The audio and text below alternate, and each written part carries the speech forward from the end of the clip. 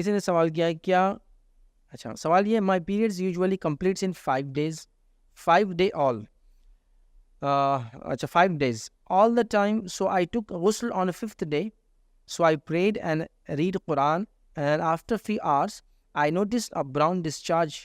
Is I am sinful for praying and reading Quran? किसी ने सवाल किया है कि मेरे पीरियड्स आमतौर से 5 दिन में ख़त्म हो जाते हैं, तो 5 दिन में पीरियड्स होने के बाद मैंने गुस्ल लिया, उसके बाद मैंने कुरान पढ़ा, नमाज पढ़ी, लेकिन कुछ वक्त के बाद फिर डिस्चार्ज हुआ, तो क्या मैं गुनहगार हूँ इसके पढ़ने में? तो याद रखिए आप गुनहगार नहीं हैं। अगर आपके रूटीन में जो चीज़ कंप्लीट हो जाती थी, अगर उस रूटीन में कंप्लीट हो गई है, तो और उसके बाद आपने ज़ारे आमाल जो आपके लिए ज़रूरी थे आपने किए, आप गुनहगार नहीं हैं। और जो आपको ब्राउन डिस्चार्ज आया है, इस मामले में उलमा लिखते हैं ये बीमारी की वजह से या कोई चीज़ ऐसी हो जो बाद में निकली हो, वो उसका पार्ट होगा, ये हैज़ या मेंसेस नहीं कहलाएंगे, याद रखिए। या फिर आपको बहुत ज़्यादा डाउट है और वो कंटिन्यू आ रहा है, तो आप कलर से उसको चेक कर लें कि जो आपको रेगुलर मेंसेस में कलर होता है ब्लड का और ये कलर में डिफरेंस है।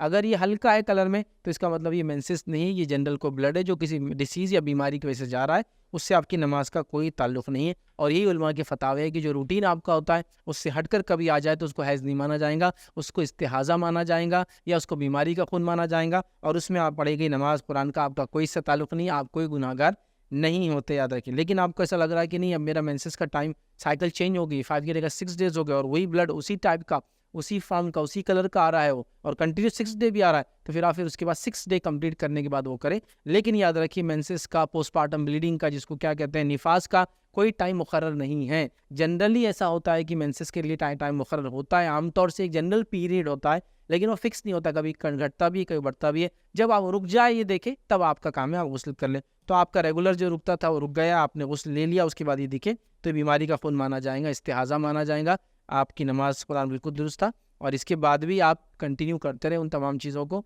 सिवाय इसके कि जैसा मैंने कहा ना साइकिल चेंज हो रही है कि वो देख ले। अगर वाकई में साइकिल चेंज हो रही है और वो ब्लड वैसा ही है जो आम दिनों में आता था मेंसेस के, तो फिर आप उसको 6 देर तक फिर काउंट कर लें और नेक्स्ट टाइम से फिर इस मामले में एहतियात करें।